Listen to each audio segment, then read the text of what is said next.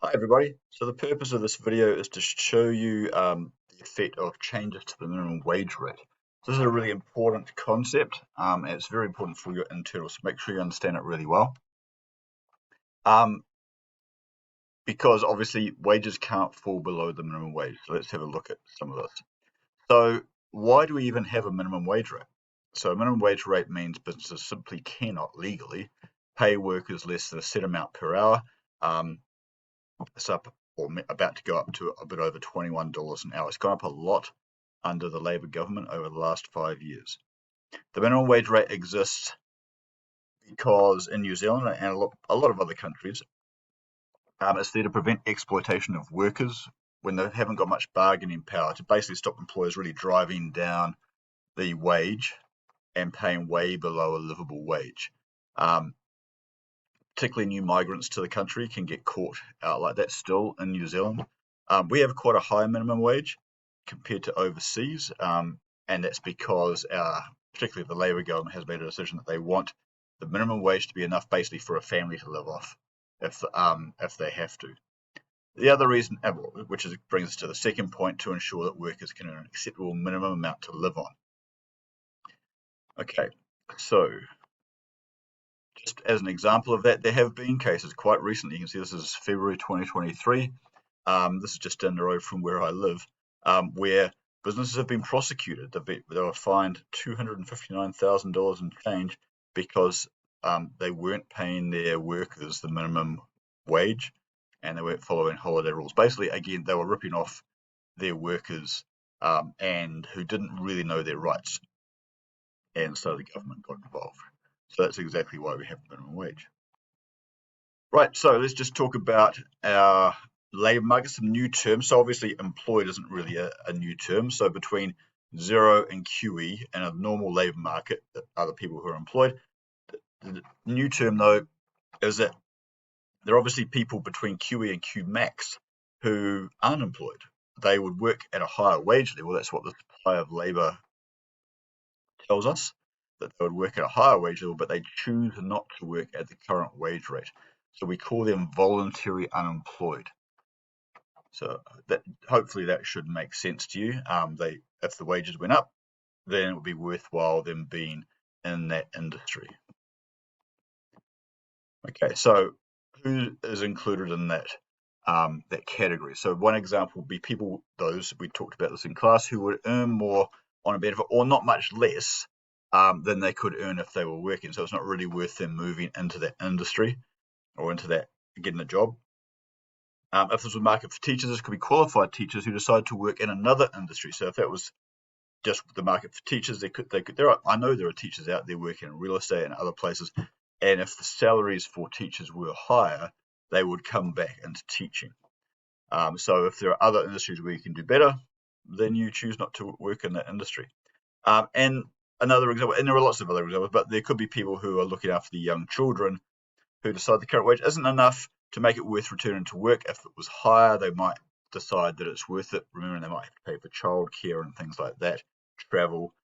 So the wage rate isn't really enough to entice them to give up looking after their kids for that. So those are examples of voluntary unemployment. But what happens when we put a minimum wage in? So here's our market. Oh, I'm missing something. There we go. So we put a minimum wage rate in. It's going to be above the equilibrium, otherwise there's no point. And so it really changes things a lot. So there's a minimum wage rate. And I'll just go to a few more things in here. Right, so have a look at this. The number of employed goes down. So just think about that. So we put a minimum wage rate, and I'm just going to move this up here. We put a minimum wage rate, and not surprisingly, the quantity demanded from businesses goes down. It's less profitable to hire as many workers because they've got to pay them more. So the employed is from 0 to QD, but QD has moved down the demand curve. The main thing then is the quantity supplied moves out to QS here. So there's a supply curve, there's QS. So we have a gap, a surplus of workers, and we call them involuntary unemployed or involuntary unemployment. they would work at the minimum wage, but they can't get a job because businesses have decided they don't want to employ so many workers. Notice I've called this a labour market for lower skilled workers because the minimum wage really is going to apply to markets where there are less people have less skills or experience. And then between QS and QMax are our voluntary unemployed still operating there. Okay, so one of the criticisms often of when they put the minimum wage rate up is, hold on, you're creating unemployment. When the economy is doing really well, it doesn't really matter because there are plenty of jobs around. If one employer doesn't want to, somebody else will. But obviously it would matter if jobs were shrinking anyway. Putting the minimum wage rate up might actually cost people their jobs or certainly hours of work. Okay. All right, so that's pretty much just the explanation. If you were watching this, you might want to take some notes on that. You need to be able to show all those things: voluntary unemployment, involuntary unemployment, and the employment level under a minimum wage. And if the minimum wage goes up, it will have the same effect. Yeah, there's really everything in there is what I've just said. So I'll put this PowerPoint up for you as well.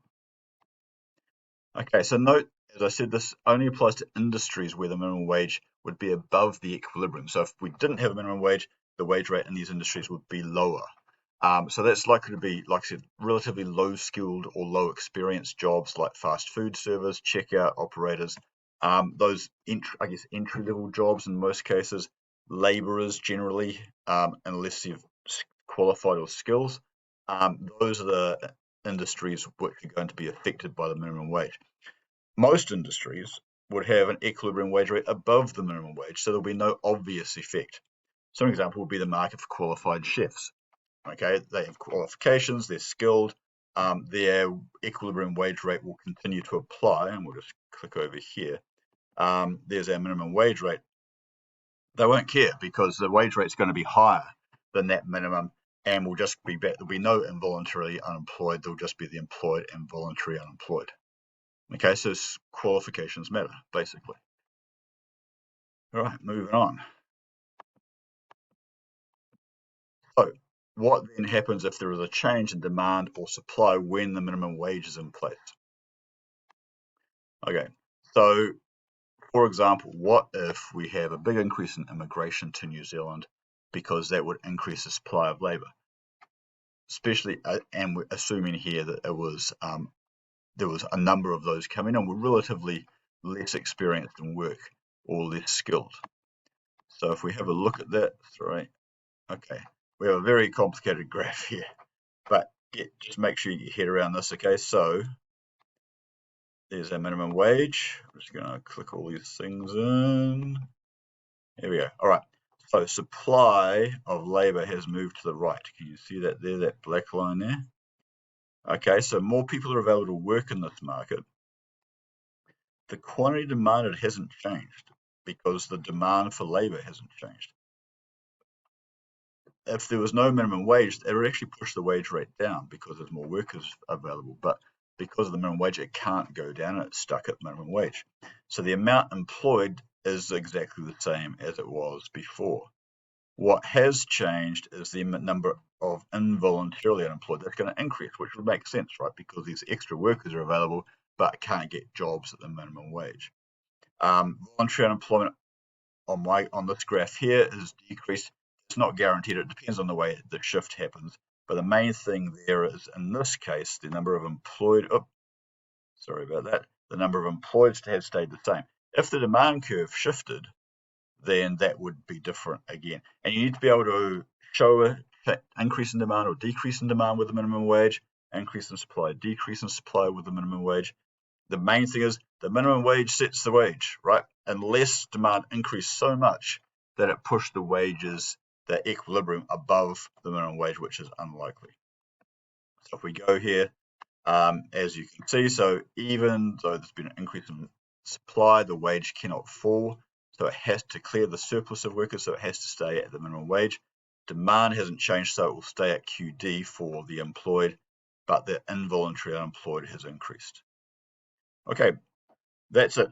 You need to go through this and work on it in your workbooks and so on. Make sure you can find that employed, involuntary, unemployed, voluntary, unemployed, all that stuff, and explain it in your answers. Cheers.